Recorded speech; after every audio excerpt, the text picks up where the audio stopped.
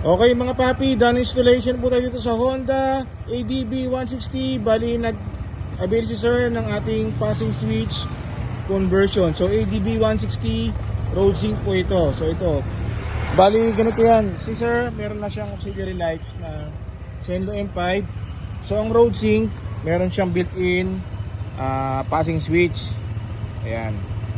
So dito sa setup ni sir, naglagay tayo ng additional halo switch para kung gusto niyang stock setup lang, ang magpapassing switch yung headlight lang. Katulad nito, pag naka-off po yung halo switch na kinabit natin, pag nagpassing si sir, is headlight lang.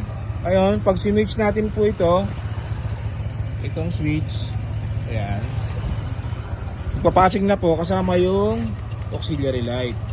Ayan. So papassing yan pag naka-off, passing, tsaka low beam, passing.